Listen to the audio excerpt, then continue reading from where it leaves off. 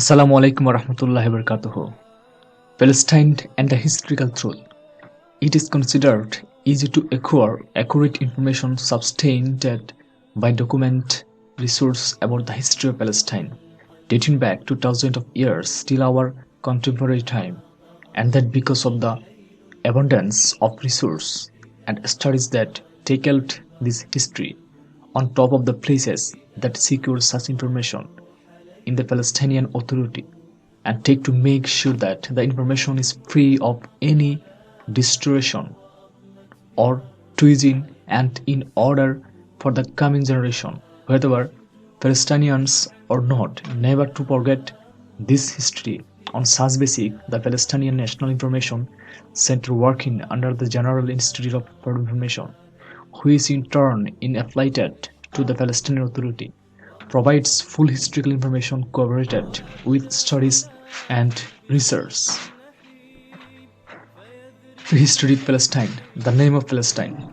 Palestine was known since ancient history as Canaan land, where it was mentioned in the reports of one of the army leaders to King Mary. In addition, this name is found inscribed clearly on the obelisk of Ghadiry, who was the king of Al-Kha. During the middle of the 5th century before Christ, the origin of the word Palestine, as it was mentioned in the Assyrian records during the era of the king of Assyria, around the years 800 BC, comes from the word Philistia, where he had inscribed on his obelisk that in the 5th year of his reign, his force had submitted Palestine under his control and completed its people to pay taxes. Also, the word Palestine was mentioned by Herodotus on Armenian basics, as we find him using it in referring to a place on the south part of Syria or Palestinian Syria, nearby Phoenicia, till the Egyptian boundaries. Moreover, the Romanian historic like Agdarcites, Strabo, and Diderot had used such naming. During the Romanian era, the name of Palestine used to be called on all the sacred land. Then it developed to be the official name of this district since the era of Hadrian.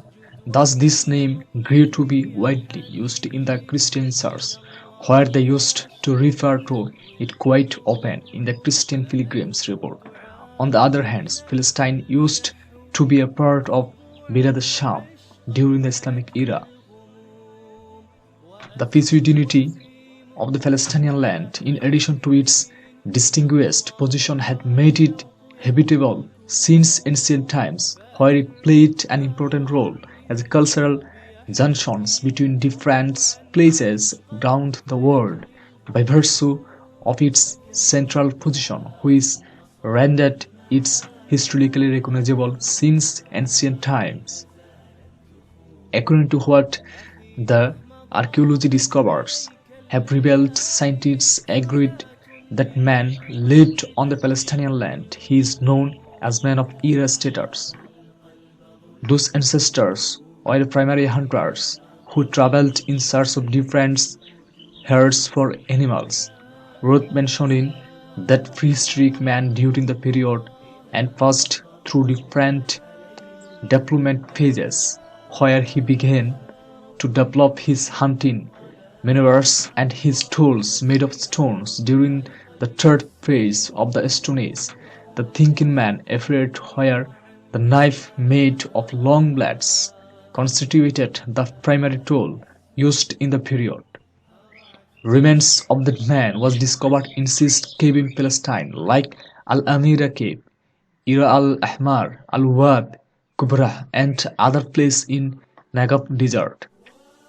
This phase marks the beginning of human gathering that represented a development social form despite the fact that such groups remained surviving on hunting and gathering of provision.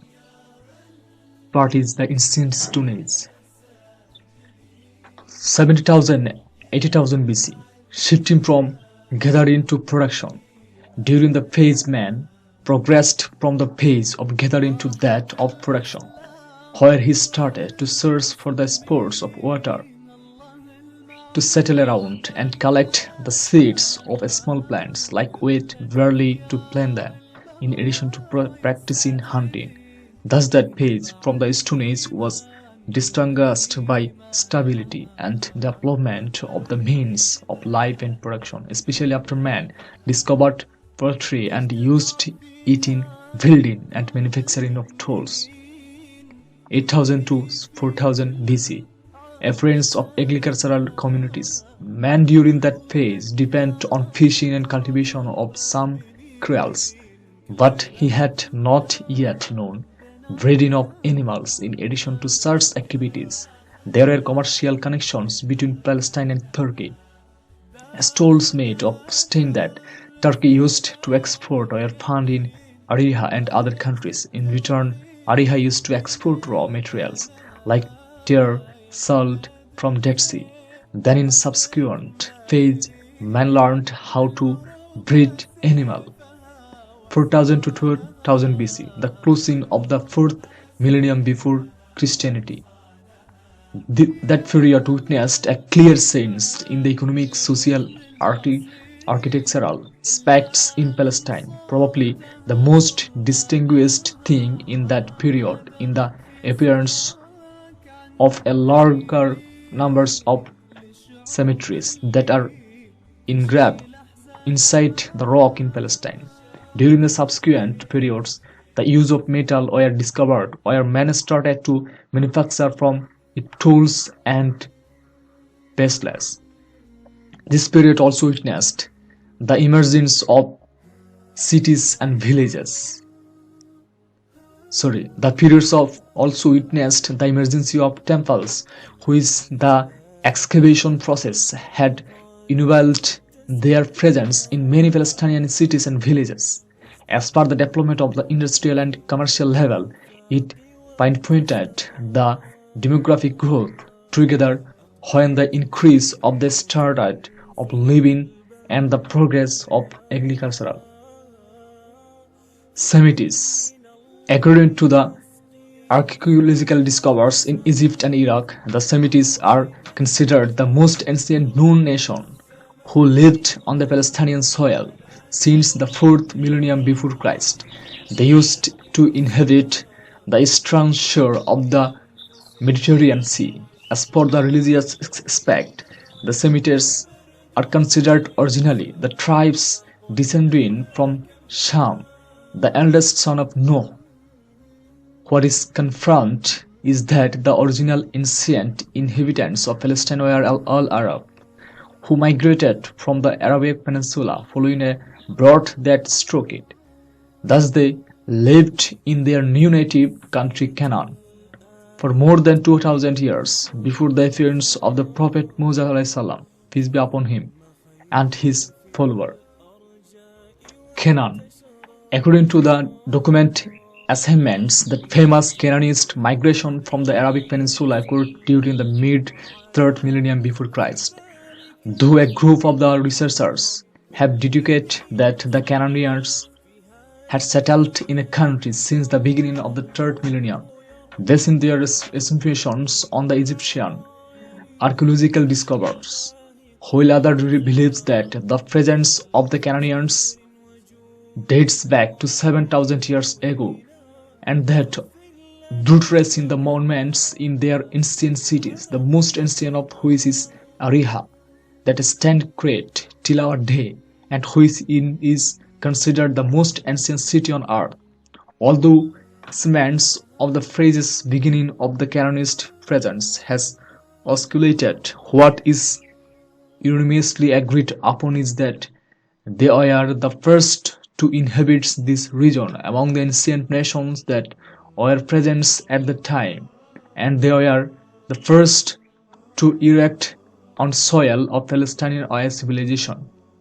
It was mentioned in the Hebrew writing that Canaanites are the original inhabitants of the country, and it is also mentioned in Torah that they were the Amorite people one of the most ancient cities that exist till our day in Ariha, Jericho, Asdod, Akko, Gaza, Al-Masdal, Jaffa, Askelon, and Bisan. There are also many cities and villages, some of which still remain till our day, and others have perished. The metropolis of Canaan was Shechem. The Canaanites were renowned for cultivation and industrial had excelled in meaning manufacturing of poetry, glass, cloths, and textile. In addition, they excelled in that art of architecture, music, and literature come on the top of the Canaanite civilization, where no other Semite population had ever cared for art and music like the Canaanites did, as they had created a lot from the music of the different nations which took of the ancient Near East a home to them, as music constituted one of the Urfin rituals for Canaanites. Thus, their music rhythms and instruments had spread all over the region.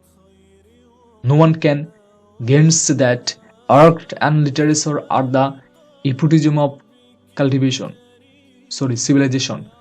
Thus there is no wonder when we trace the Israeli writing, we discover the great effort exerted by the Israelis to delude the whole world into thinking that they are the erectors of the grand civilization, and the composers of human songs and chanting.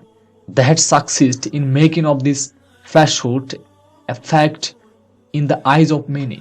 But the great trusted historians like Bristad discovered the flourishing Canaanite city when the Hebrews entered it, as a city that contained luxurious and comfortable houses, a city that knew industry, trade, writing, and temples.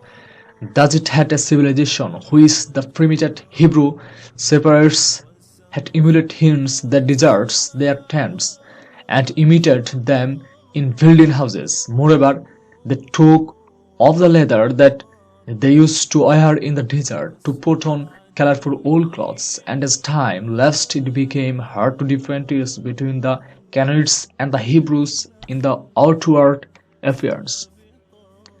Then after the coming of the Palestinians from the Semites and the Israelis from Jordan, the land of Canaan was split among three nations. Henceforth the Canaanites no longer became the sole masters of the country.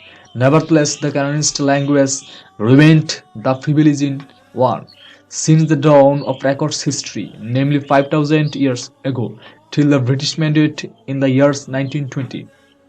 Palestine had known only the three languages: Canaanite language in the first place, then Aramean language, which was the language of Christ, peace be upon him, and thirdly the Arabic language. Dear friend, the end for today. Thank you. Allah Hafiz.